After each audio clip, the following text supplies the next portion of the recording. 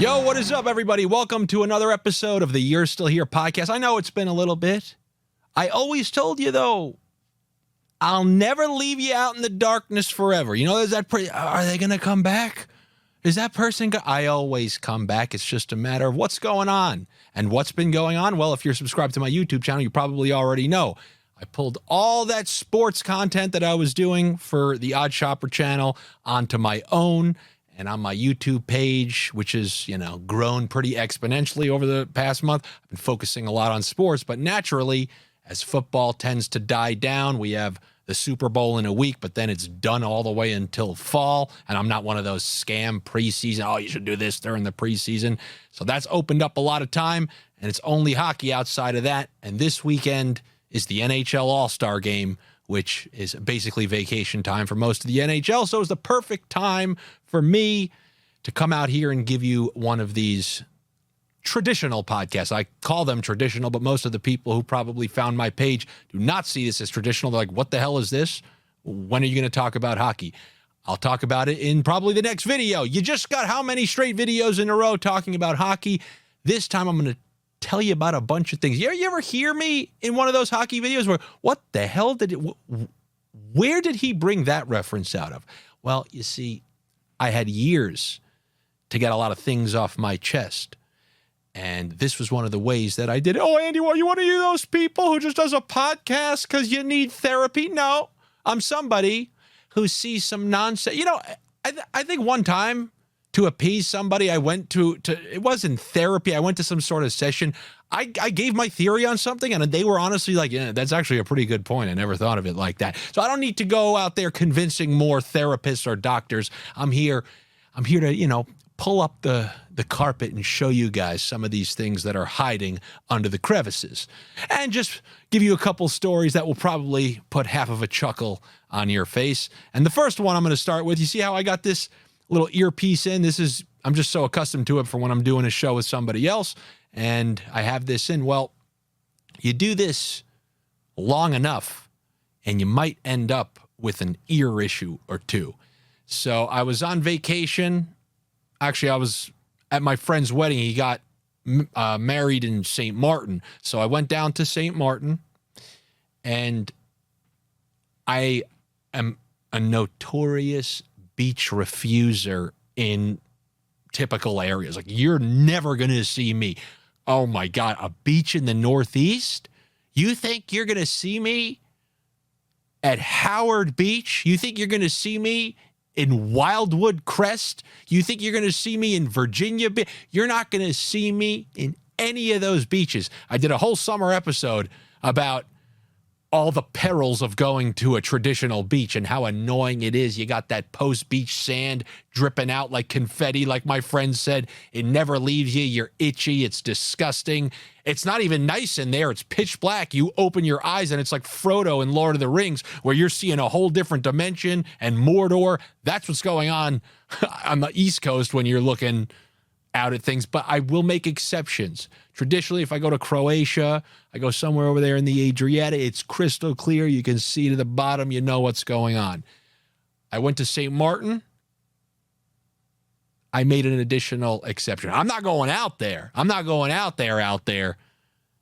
I live my life refusing to be on 1,000 Ways to Die, which is a defunct show. It's not even on anymore. But that show talked about all the weird things that led to people's deaths. Somebody was cheating on their husband or something, and then the husband was coming home, and the guy hid in one of those garbage chutes, and then it closed and broke his back, and it went to the bottom, and he died. I don't want to die out there. Obviously, there's the shark fears anytime you get down there. But just something, Lord knows what else could happen. You think I want to be one of those undertow deaths? There's nothing more embarrassing than that. Yes, I didn't want to be waterlogged. However, this beach, it was really nice. The water, the clarity, and just right there, just a couple feet in was really nice. So I go in there, do the half lap back and forth, and it was my first time in the beach in God knows how long. I enjoyed it, and at least they had one of those immediate showers, because the hotel we were staying at this is the way I can go to the beach. It's a couple steps out from the back of the hotel. Then you can go right back up into the hotel and get in one of those showers and jump in the pool to get the full beach residuals off of yourself. However, later that night, like Cosmo Kramer, when he got the water stuck in his ear, I felt this water.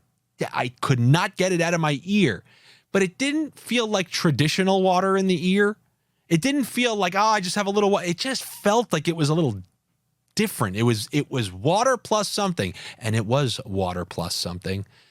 So from that point until when I got home, it felt like I had a noise cancellation AirPod in, despite the fact that I didn't. I was a standard guy, and I really couldn't hear out of my left ear. And I'm like, what the hell is going on? So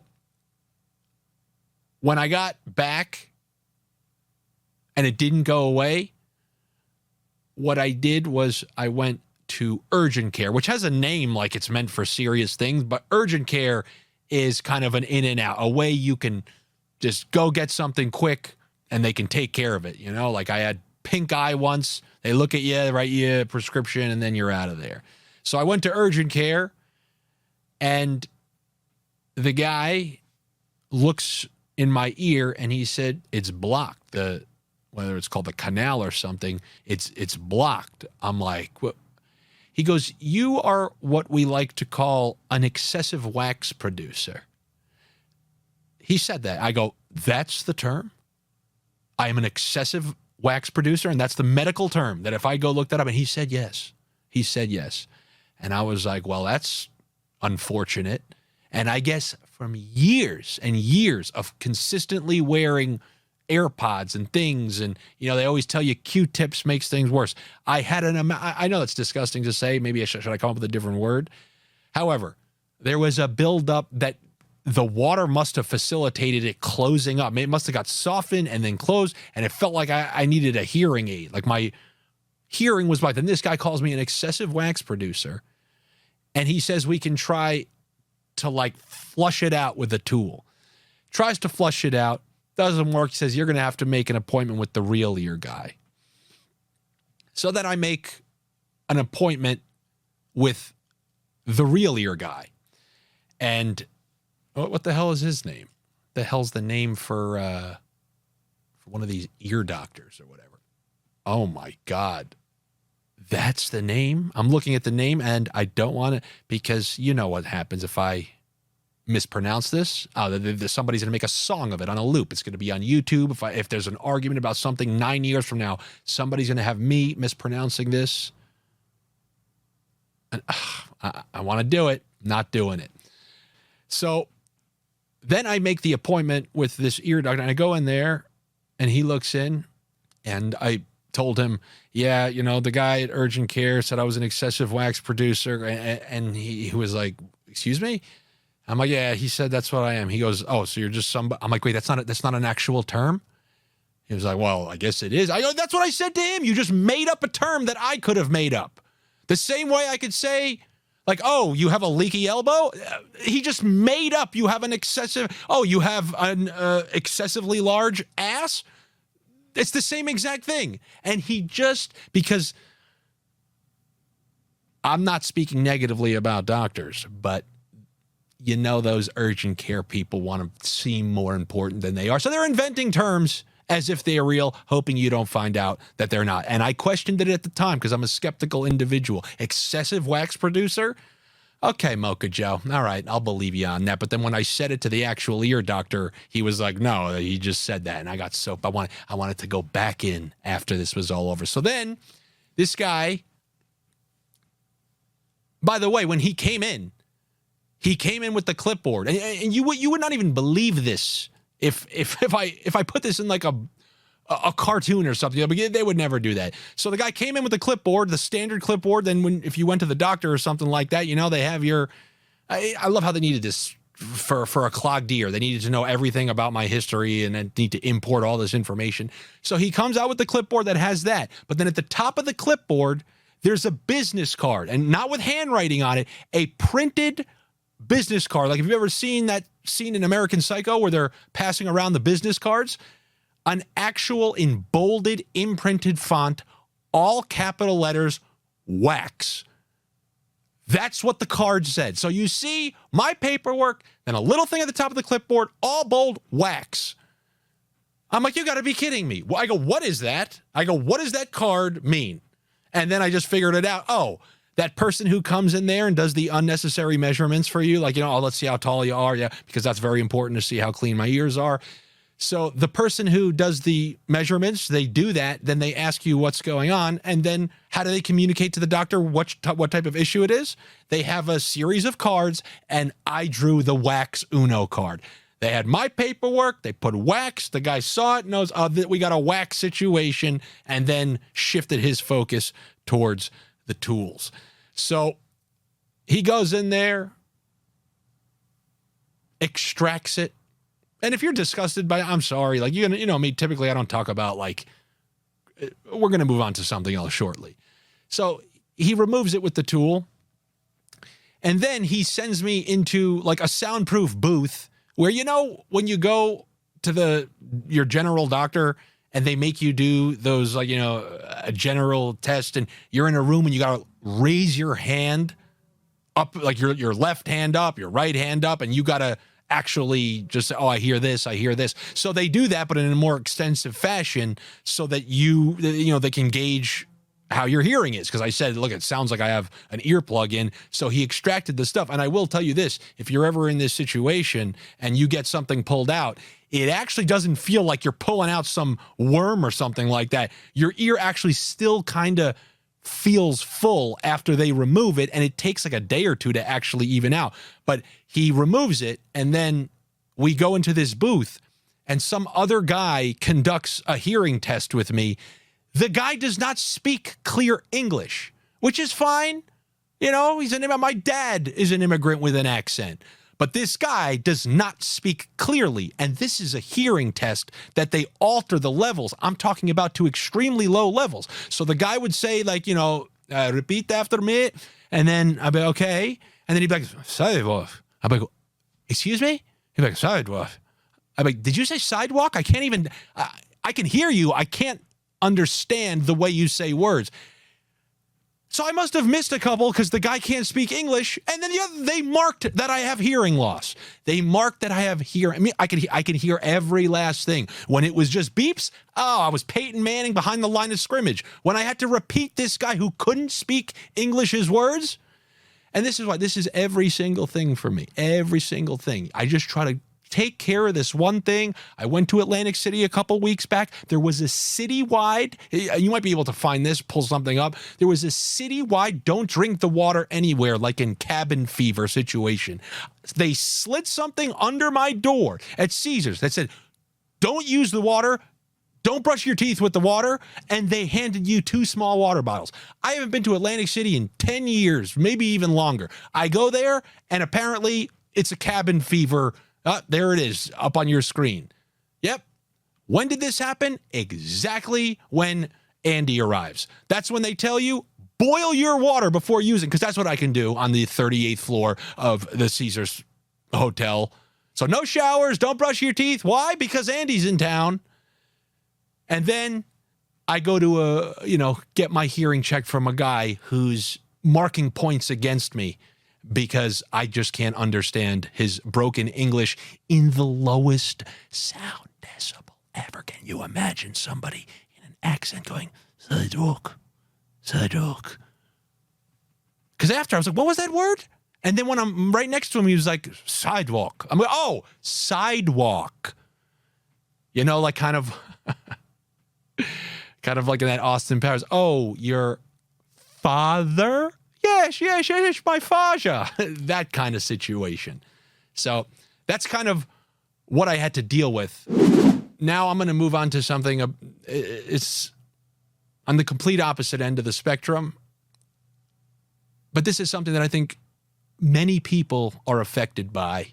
There are things that are garbage out there that need some calling out. I have a friend, and he's a great guy. He's like way better than me. I have a few contingent of friends who are across the board, great people. They're the Dans I talk about in sports, where they wave at their neighbors. They eat 3 meals a day, have a Chase debit card. They have a MacBook Pro. They do everything in a customary fashion.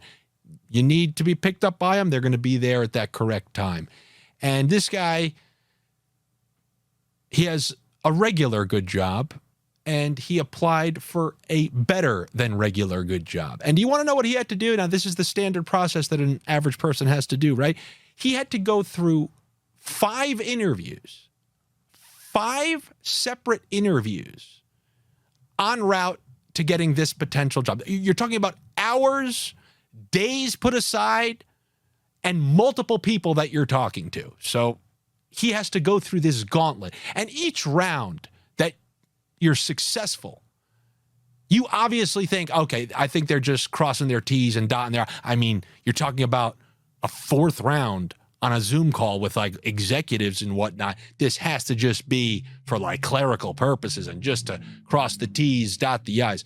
Well, 5 interviews and a full month later, after all of that, they then decide, yeah, we're going to go internal. You have to be able to charge companies for this time. I mean, I always knew this about the acting world. The acting world is an absolute disaster. You have to keep your days completely free. This is known. Your days have to be fully free so that in case you get an audition, that you always, on a moment's notice, can go there on the, under 0.5% chance that you're actually going to get it. However, that's what you have to do. Every single day, you have to make sure your days are available. Take no jobs that you're at Monday through Friday during the day, and make yourself available. Now they're expecting this of regular people. I know what it did to actors, okay? You know what it's done to actors.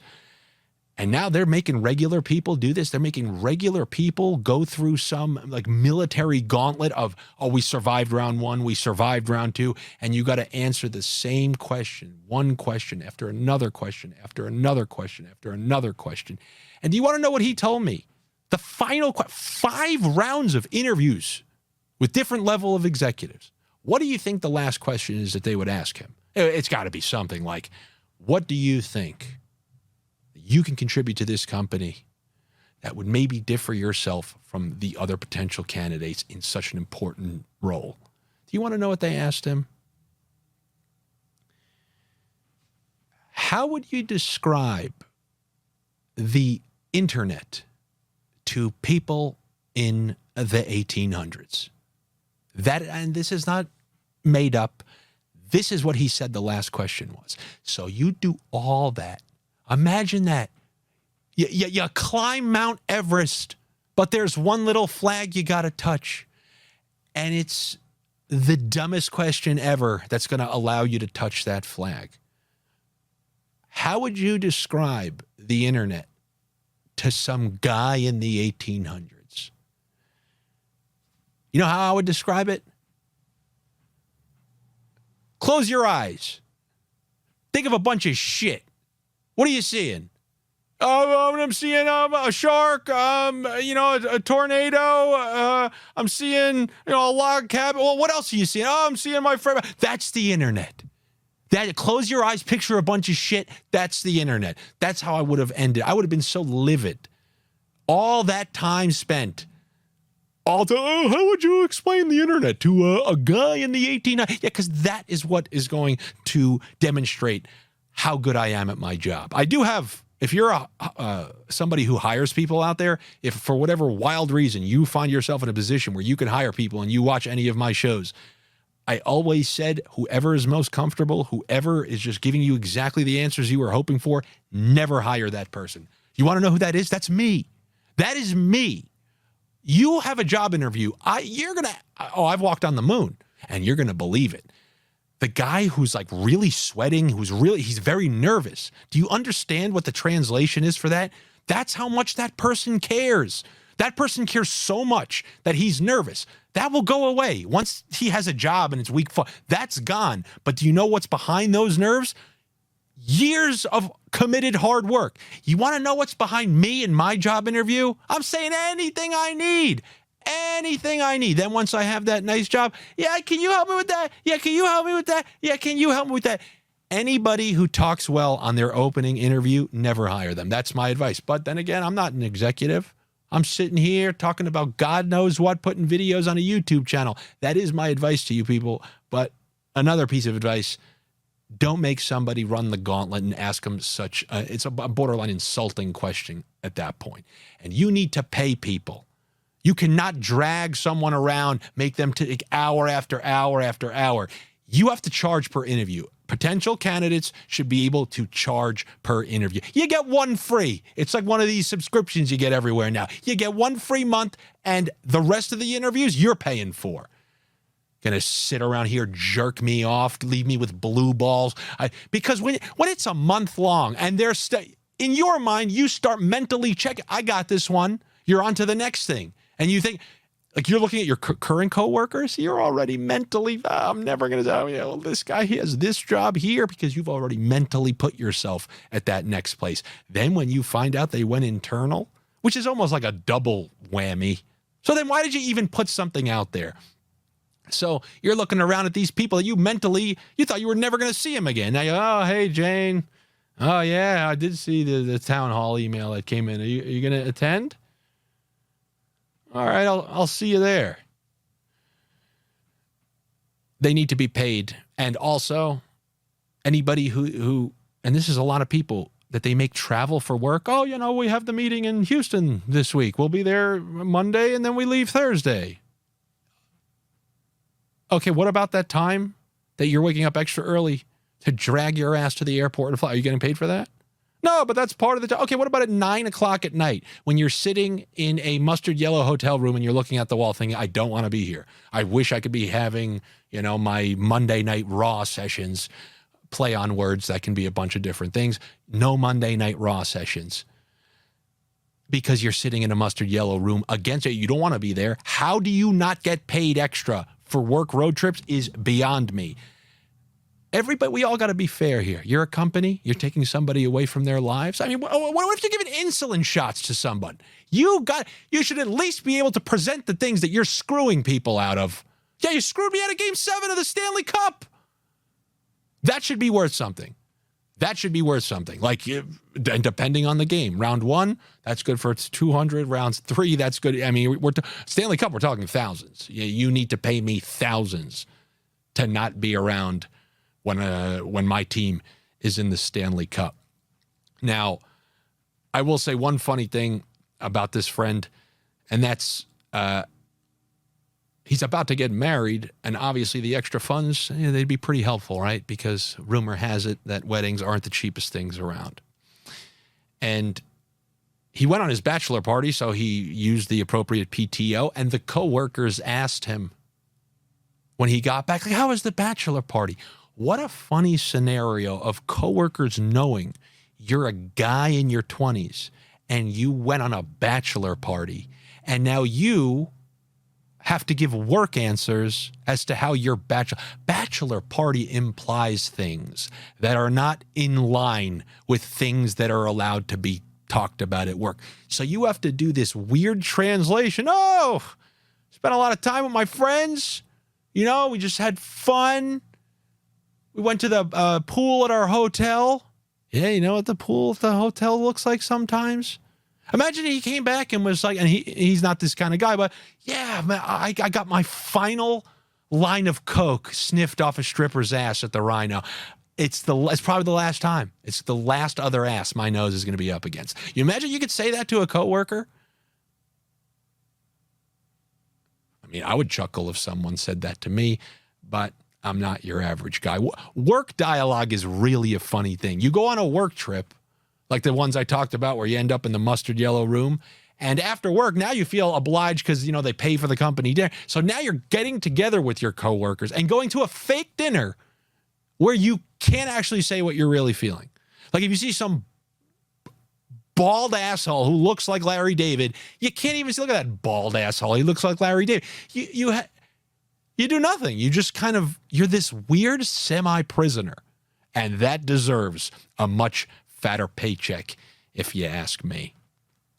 Now, since the Wax Chronicles have come to an end for me and potential promotions have come to an end for him, I'm going to talk about, I guess the only thing that really matters to people these days, and that's Taylor Swift and the incoming Super Bowl. And for what it's worth, these people who think like there's puppet masterminds making everything happen because Taylor Swift is in the stands. And then they said this about Travis Kelce and the Chiefs winning. Chiefs had their probably one of the worst years. Kelce had his worst year, but now they're back. No, see, they planned that. You can always add that. They planned that to make sure we weren't thinking that it was going to happen, only to make it happen at the most opportune time, opposed to Lamar did the same exact thing that he did against Tennessee a couple years back as the 1 seed to a T. Anyway, no, but Lamar's in on it too. They're giving a cut of the side deals. Anyway, I read something about Taylor Swift because to me, I'm like, why do people give a rat's ass? I feel like I know 15 people throughout the course of my life who look like her. So what's going on? It's the music, the allure. All pop stars I understand to a certain extent. I really do. But this, I mentioned this a couple months back, actually. She gets treated like Lionel Messi, who stopped the world when he won the World Cup. And there was hordes of people wherever he ended up. So I saw this quote, and I got to be honest, now it makes sense a little bit more to me.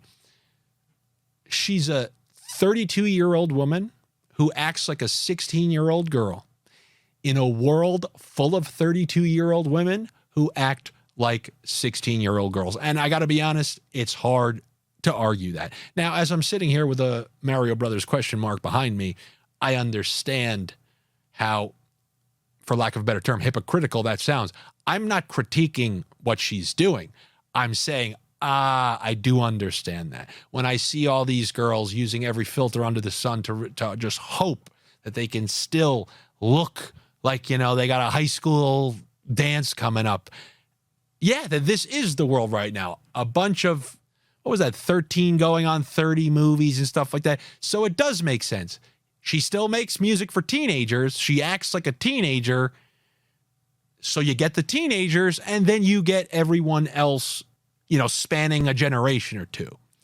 The thing that's weird to me about that is like the older crowds.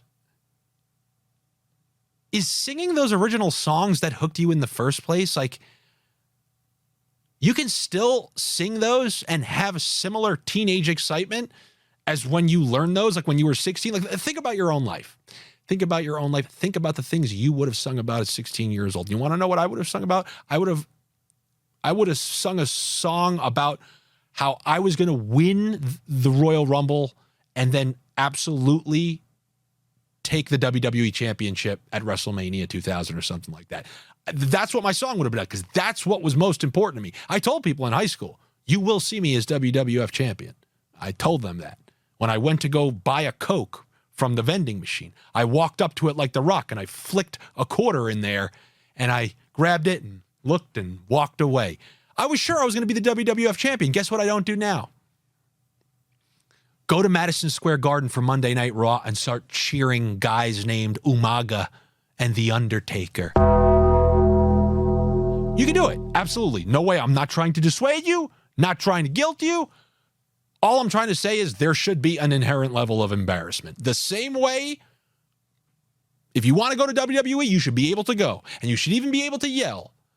But you should have an understanding embarrassment. You should have embarrassment that lives in there somewhere. Like, my God, I just did it. I just did a choke slamming motion to the Big Show as a fully grown man with a ton of responsibilities. I really have to do my tax return soon, or I can be in trouble with the IRS, but I just threw my hand up in a choke slam motion toward the Big Show. So do it. There just has to be an inherent level of embarrassment. And that's how I think it should be for these Taylor Swift people. Go to the concert, spend a lot of money doing it. Just make sure there's the appropriate level of embarrassment. And I got to see this on full display myself. Okay. I really never gone to any kind of, I was asked if I was a big music guy on one of the recent shows I did.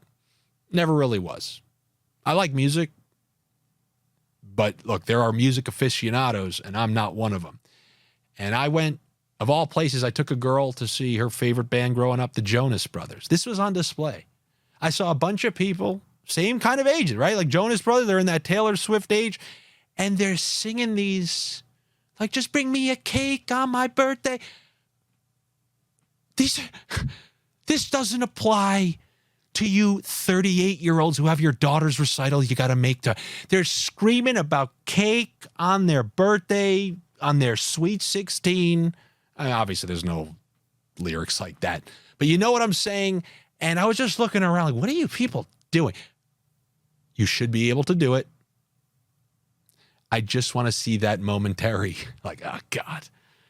But it was weird because the guys weren't children anymore, and they were singing the songs of children. So 3 fully grown men were singing the songs of children. Then again, I guess if you shift your music and stuff, look, I'm not all that. I really don't care. This really means nothing to me. But as a evaluator, analyzer, and yes, borderline stickler, that's just kind of how I see it. Yep, there it is. The fans gather outside New Jersey restaurant to catch a glimpse of Taylor Swift. Oh my God. So it really is. Then there's people who say this is all staged, but it doesn't really matter to me.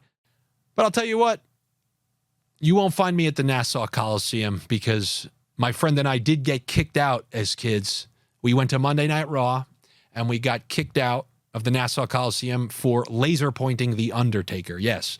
And if you don't know what that is, like in the late 90s, the laser pointer was crazier than the newest iPhone. You had a laser pointer. You had a little pen that could shoot a dot a long ways away. And my friend brought one, laser pointed The Undertaker directly when he was walking out, and we got kicked right out of the place. Oh, by the way, I actually did see, I saw a hilarious clip. If you can find this one, I don't know how you're going to find it. It's probably going to be on Twitter or something like that, of a guy at a wrestling event from when we were younger, torture racking his son in like the 6th row. So I said, it's very embarrassing for me to go watch The Big Show and do a choke slamming motion. Some fully grown father had his son in a torture rack at a WCW event. So you're watching the ring, and 5 rows back, there's a dad who has his son on his shoulders, and he's torture racking him.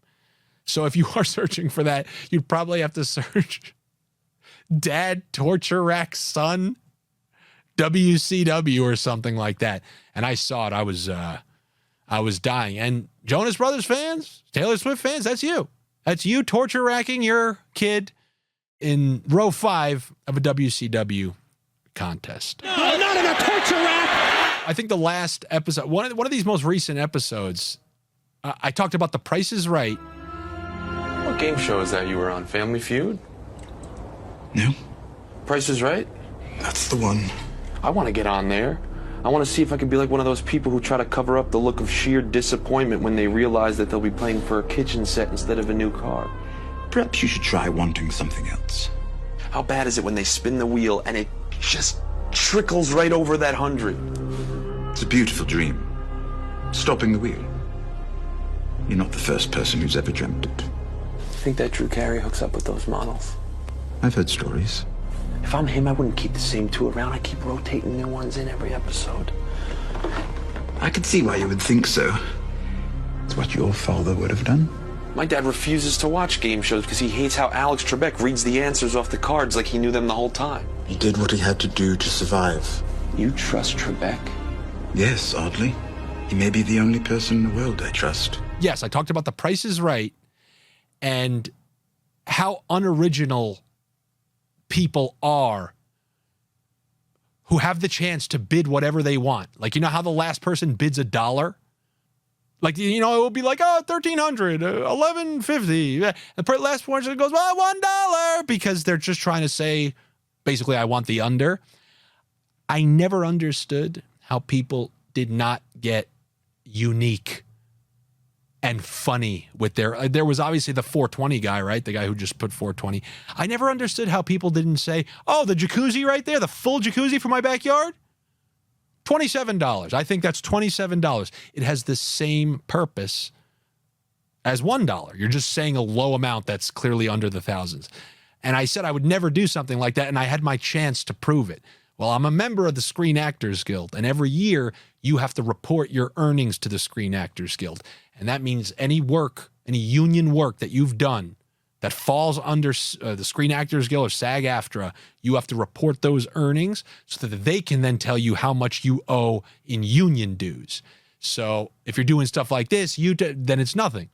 And that's obviously what I've been doing the last year. So my earnings was just a residual check from Days of Our Lives.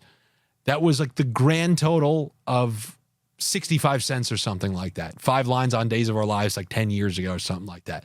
So that was my monthly earnings. What do you think I wrote on that? I had to declare my monthly earnings online. I put for the entire year, I made $32. And I just love that somebody's going to have to see that. And you can say, oh, it's algorithm based. They just take the number you put in and send your dues based off that. But on the off chance somebody sees, this guy made $32 this year. I live for those kind of moments. And I backed up what I said last time. And I did it. The same way I told you I would do another one of these episodes, the same way I'm going to tell you I'm going to do another one of these episodes once again the minute I have time. But as far as today goes, I think that just about does it.